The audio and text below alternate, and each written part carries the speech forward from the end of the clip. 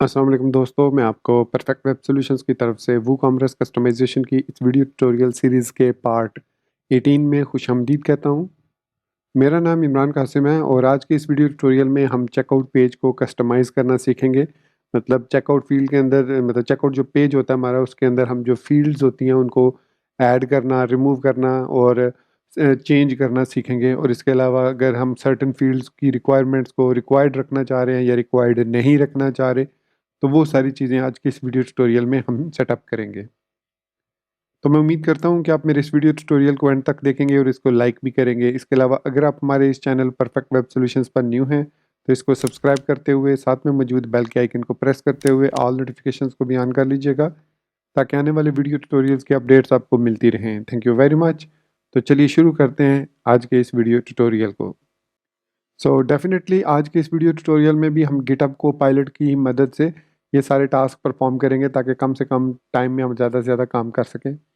तो सबसे पहले मैं जो आपको चेकआउट पेज पर दिखा दूं कि ये मैं इस वक्त चेकआउट पेज पर मौजूद हूँ। और चेकआउट पेज पर आने के लिए सबसे पहले आपको प्रोडक्ट्स को कार्ट में ऐड करना पड़ता है, फिर प्रोसेस टू चेकआउट बटन पर क्लिक करना होता है, फिर आप इस पेज पर आते हैं। तो यहाँ पर आप देख सकते हैं मैंने कितनी प्रोडक्ट्स को ऐड किया हुआ है, जो कि आपको योर ऑर्डर के अंदर नज़र आ रही हैं।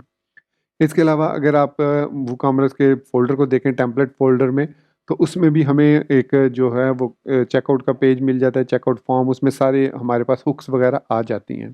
तो आप उन हुक्स को देख सकते हैं। इसलिए इसके अलावा प्रीवियस वीडियो ट्यूटोरियल में मैंने आपको ये भी बताया था कि डब्ल्यूसी हुक्स के नाम से हमारे पास एक क्लास फ़ाइल भी मौजूद है, फंक्शंस की फ़ाइल मौजूद है, जिसके अंदर तमाम की तमाम हुक्स अवेलेबल हैं। वो आपको वूकॉमर्स के अंदर इंक्लूड्स के फ़ोल्डर में एंड पर मिल जाएंगी। मतलब स्क्रॉल डाउन करेंगे क्लासेस से नीचे, सो डब्ल्यूसी टेम्पलेट हुक्स के नाम से .php के नाम से फाइल होगी, तो उसमें सारी हुक्स जो डिफाइन है। मैं यहाँ पर यूज़ करूँगा गिटहब कोपायलट को। तो सबसे पहले मैं अगर सपोज करें एडिशनल इन्फॉर्मेशन को रिमूव करना चाह रहा हूँ, ये जो फील्ड है इसको मैं रिमूव करना चाह रहा हूँ, तो अगर मैं इसको इंस्पेक्ट एलिमेंट करता हूँ, तो सबसे पहले आपने ये देखना है कि फील्ड की आईडी क्या है या उसका नेम क्या है। बेसिकली जो वूकॉमर्स है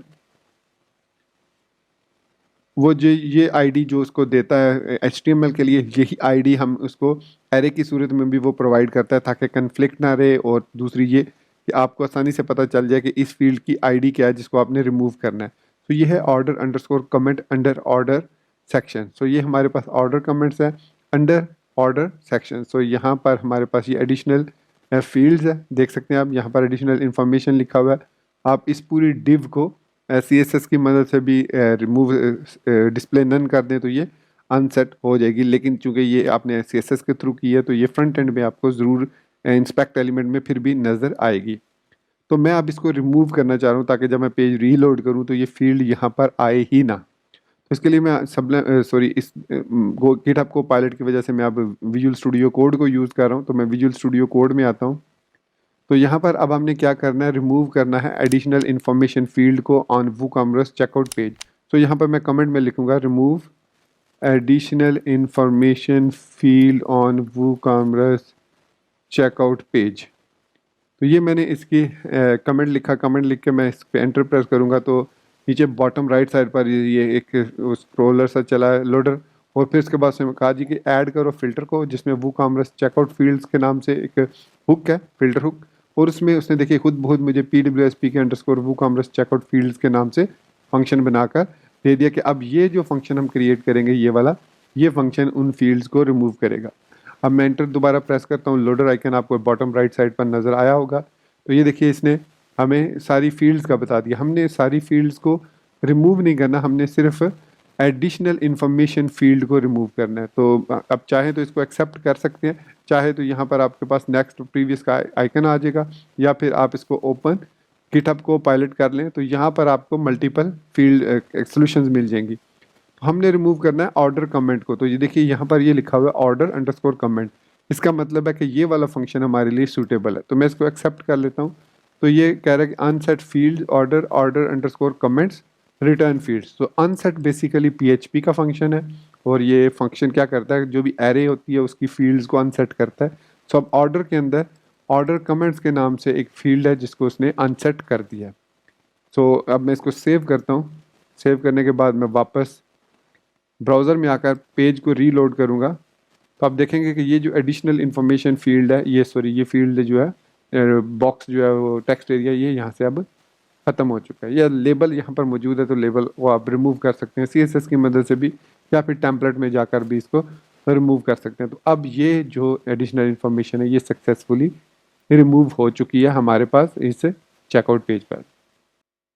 जिस तरीके से मैंने ये एडिशनल इन्फॉर्मेशन इसको सेटअप किया, रिमूव किया, इसी तरीके से आप इसी फंक्शन को यूज़ करते हुए किसी भी फील्ड को यहाँ से आप रिमूव कर सकते हैं। जैसे ये कंपनी नेम ऑप्शनल है, तो मेरी जो ई-कॉमर्स वेबसाइट है उसमें कंपनी का कोई ताल्लुक नहीं है, कोई इन्फॉर्मेशन हमें चाहिए नहीं है कंपनी से रिलेटेड। हम जो प्रोडक्ट्स सेल करते हैं वो एंड यूज़र्स को सेल करते हैं, उसमें हमें कंपनी की रिक्वायर्ड नहीं है कि कोई कंपनी की इन्फॉर्मेशन है या नहीं है। मैं ये कंपनी की फील्ड जो कंपनी नेम जो कि ऑप्शनल भी है, इसको मैं रिमूव करना चाह रहा हूँ। तो मुझे इसके लिए अब अलग से फंक्शन बनाने की ज़रूरत नहीं है। मैं सिंपली इस फील्ड का इनपुट बॉक्स देखूंगा तो ये देखूंगा कि ये कह रहा है कि बिलिंग अंडरस्कोर कंपनी, तो इट मीन्स बिलिंग्स के सेक्शन के अंदर बिलिंग अंडरस्कोर कंपनी है। तो मैं वापस VS कोड में आता हूँ, तो यहाँ पर मैं लिखूंगा, कमेंट में भी मैं लिख सकता हूँ अनसेट एडिशनल बिलिंग, कौन सी वाली फील्ड है, company name, billing company name. Enter press करता हूँ, देखिए इसने ऑटोमेटिकली, मैंने नहीं टाइप किया, उसने मुझे बता दिया कि unset fields billing billing company, और यही इसी को मैंने अनसेट करना था। तो मैं इसको सेव करता हूँ, वापस ब्राउज़र में आता हूँ, तो यहाँ पर मैं इसको रीलोड करूँगा तो अब आप देखेंगे कि ये बिलिंग इंफॉर्मेशन जो है यहाँ से रिमूव हो चुकी है। सॉरी, कंपनी नेम जो है वो जो कंपनी नेम हमें रिक्वायर्ड था वो ख़त्म हो चुका है। इसी तरीके से अब बाकी फील्ड उसी तरीके से हमें नज़र आ रही हैं। ऑर्डर सिर्फ उनका वही रहा, सिर्फ उसमें हमने रिमूव कर दिया बिलिंग कंपनी को। इस तरीके से आप किसी भी फील्ड को यहाँ से रिमूव करना चाहें तो रिमूव कर सकते हैं। अब हम यहाँ पर प्रिंट आर करते हैं बिलिंग्स को, मतलब फील्ड्स को रिटर्न करने से पहले मैं यहाँ पर प्रिंट आर करने लगा हूँ,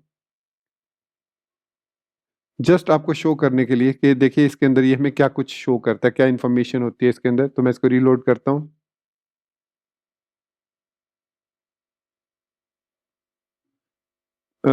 बिलिंग्स फील्ड, सॉरी मैंने फील्ड्स इनटू बिलिंग इस तरीके से लिखना था। तो फील्ड्स के अंदर जो बिलिंग वाला सेक्शन है सिर्फ मुझे वो प्रिंट आउट करना है। Print R fields into billing, billing ही लिखा ना, बिलिंग, हाँ ठीक है। तो यहाँ पर अब हमारे पास ये देखिए ये सारी की सारी एरेज आ चुकी हैं। इसको थोड़ा और प्रिटी फॉर्मेट में लिखने के लिए हम यहाँ पर एको प्री कर सकते हैं। एको प्री, प्री बेसिकली HTML का टैग है, तो जो कि प्री डिफाइंड फॉर्मेट में हम एरे को डिस्प्ले करके दिखाता है। तो इसको रीलोड करते हैं दोबारा से। तो आप यहाँ पर देखेंगे कि जो फील्ड रिक्वायर्ड हैं, फॉर एग्जांपल कोई भी फील्ड है, जैसे बिलिंग फर्स्ट नेम है, एरे है, इसके अंदर लेबल है, इसका लेबल आप चेंज कर सकते हैं, इसको रिक्वायर्ड फॉल्स कर सकते हैं, मतलब 1 है तो ट्रू है, तो 0 करके आप फॉल्स कर सकते हैं। फिर इसके अंदर क्लास है, फॉर्म रो फर्स्ट है, तो इसके बाद आप इसको क्लास ऐड कर सकते हैं, कोई भी क्लास ऐड करना चाहें। जैसे मैं अगर स्क्रॉल डाउन करके इसको चेक करता हूँ यहाँ से, तो देखिए आईडी नेम, इसके बाद यहाँ पर क्लास इसकी input type text, class is equal to input text है। और ये कौन सी मैंने अभी चेक की थी, फर्स्ट नेम की, तो फर्स्ट नेम ही है। और इसके बाद क्लास 0th इंडेक्स पे फॉर्म रो फर्स्ट।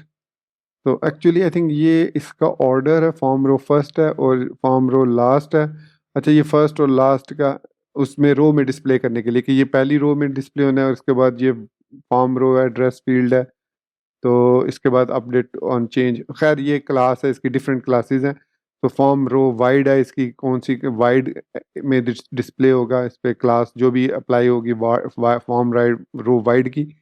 तो हम इसको अब यहाँ पर हमने करना क्या है, हमने रिक्वायर्ड को फॉल्स करना है, और इसके बाद लेबल को भी हम चेंज कर सकते हैं। तो रिक्वायर्ड को फॉल्स करने के लिए अब सपोज कि मैं लास्ट नेम को remove required on billing last name, तो मैं एंटर प्रेस करता हूँ, थोड़ा सा वेट करना पड़ेगा। तो देखिए fields billing billing last name required is equal to false, यही चीज़ मैं करना चाह रहा था। मैंने इसको सेव किया, वापस ब्राउज़र में आया, इसको रीलोड किया, तो आप यहाँ पर देखेंगे कि अब ये हमारे पास बिलिंग जो लास्ट नेम है ये ऑप्शनल हो चुका है, ऑटोमेटिकली ये ऑप्शनल हो चुका है क्योंकि हमने इसको चेंज कर दिया। अब आप बिलिंग लास्ट नेम को अनसेट भी कर सकते हैं, सिंपली आप इसको अनसेट कर दें इस तरीके से, और लेबल जो है वो चेंज कर दें फर्स्ट नेम का। सो ये हमने कर दिया, और यहाँ पर हम करते हैं जी change label for billing first name. तो जो फर्स्ट नेम है उसका हमने लेबल चेंज करना है, तो ये देखिए इसने चेंज कर दिया। उसके बाद हम यहाँ पर अंडर स्ट्रैप डैश चाइल्ड इसकी वो देंगे लैंग्वेज के लिए। तो देखें billing billing first name label हमने नहीं लिखा, मैंने नहीं लिखा, मैंने सिर्फ टैब प्रेस किया और इसने अब यहाँ पर फुल नेम, मैंने इसको सॉरी करना था फुल नेम, क्योंकि हम जिस कंट्री में सेल कर रहे हैं उसमें फर्स्ट नेम लास्ट नेम का कॉन्सेप्ट नहीं है, उसमें फुल नेम का कॉन्सेप्ट है। तो इसको सेव किया, तो अब आप देखेंगे कि लास्ट नेम जो है वो खत्म हो जाएगा अनसेट। अच्छा सेमी कॉलन मिसिंग है। तो अब हमारे पास ये जो फर्स्ट नेम है ये फुल नेम हो जाएगा लेबल इसका, और जो लास्ट नेम है वो रिमूव हो जाएगा अनडिफाइंड अनसेट।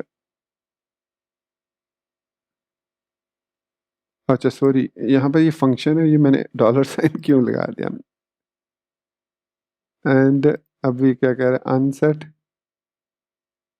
ये फंक्शन है, हाँ जी ये फंक्शन है। अब ये ठीक है अनसेट फील्ड्स, हाँ यहाँ पर फील्ड्स भी देना था, अब ठीक हो गया। तो वो मिस्टेक हो गई थी, एक तो वेरिएबल बन गया था, आई थिंक वो भी गिटहब को पायलट की गुस्ताखी है या गलती है, एनीवेज। तो अब हमारे पास ये फुल नेम हो चुका है। और दूसरी जो चीज़ इसमें यहाँ पर क्लास इनटू जीरोथ इंडेक्स पे है जी फॉर्म रो वाइड। अगर मैं ये क्लास इस पर अप्लाई करूँ किस पर, बिलिंग वाले पर, फील्ड्स इनटू बिलिंग बिलिंग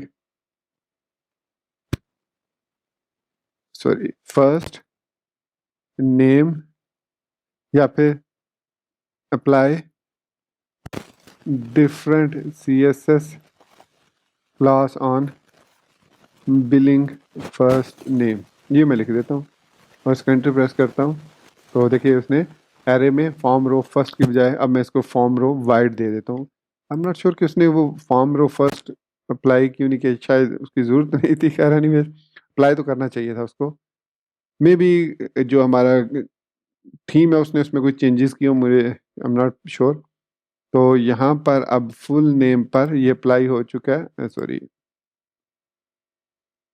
ये हमारे पास है, और इस पर क्लास यही वाली, और ये आई थिंक स्पैन है, और इस पर वाइड ये हाँ सॉरी पी पे यहाँ पर ये फॉर्म रो वाइड जो है वो अप्लाई हो चुकी है। ये क्लास ये यहाँ पर अप्लाई होती है, क्लास ये जो क्लास है सॉरी वो इनपुट पर नहीं अप्लाई होती, वो इस पर अप्लाई होती है आपके पैराग्राफ टैग पर।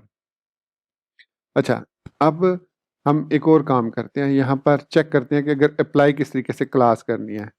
Apply sorry apply CSS class on WooCommerce checkout page inputs.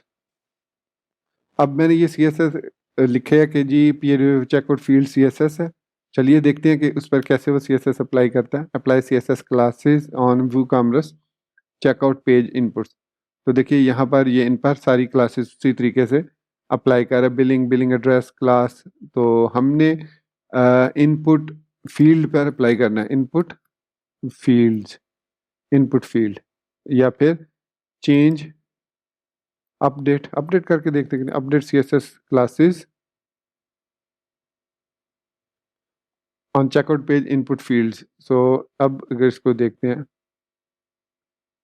नहीं अभी भी ये वही सोल्यूशन दे रहा है। तो लेट्स सी कि अगर हम इसको ओपन इन गिटहब करें तो हो सकता है यहाँ पर ये हमें कोई डिफरेंट सोल्यूशन दे दे। तो ये एरे वही वाली है,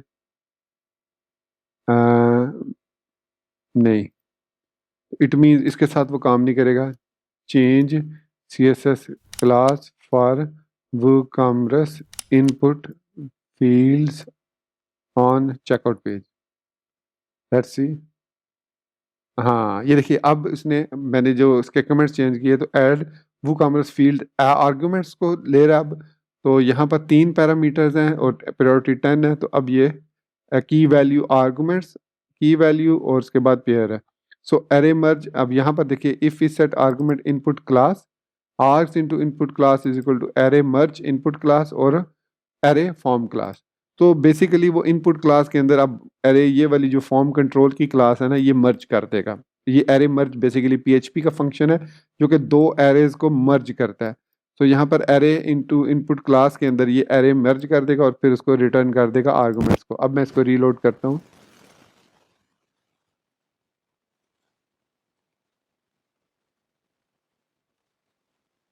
और यहाँ पर अब इसको चेक करते हैं कि इस पर अप्लाई हुई है ये CSS या नहीं। तो इसको चेक किया तो ये देख सकते हैं आप कि अब इनपुट टेक्स्ट के साथ यहाँ पर हमें फॉर्म कंट्रोल की क्लास भी मिल रही है। मतलब हमने जो फॉर्म कंट्रोल की क्लास ऐड की है वो सक्सेसफुली इनपुट एलिमेंट्स पर ऐड हो गई है। और यहाँ पर ये स्पैन है ठीक है ये, और सिलेक्ट है, सिलेक्ट पर भी ये अप्लाई हो चुकी है। अब यहाँ पर हमारे पास एक आ रहा की और एक आ रही है वैल्यू। अब इसको इन दोनों को प्रिंट करते हैं, प्रिंट आर की कॉमा वैल्यू। इसमें हमारे पास क्या है, आर्ग्स में तो हमें पता चल गया।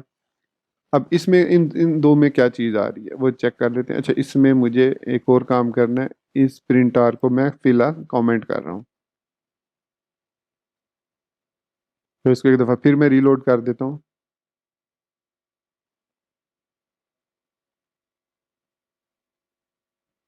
तो इसमें हमारे पास यहाँ पर आ रहा है billing first name, billing address, billing. तो मतलब इसमें हमारे पास है की और उसकी वैल्यू आ रही है। बिलिंग फर्स्ट नेम है, billing first name, billing address और बिलिंग ईमेल, ये आ रही है की है। और वैल्यू में हमारे पास क्या आ रहा है, लेट्स सी। प्रिंट और वैल्यू अगर सिर्फ करके देखते हैं तो एक्चुअली ये इसमें कुछ भी नहीं है, वैल्यू खाली है। नहीं, इसमें ये आ रही है कि UCSA, UCSA है। ये एक स्ट्रिंग वैल्यू हमारे पास आ रही है आई थिंक। प्रिंट आर अगर हम करते हैं की,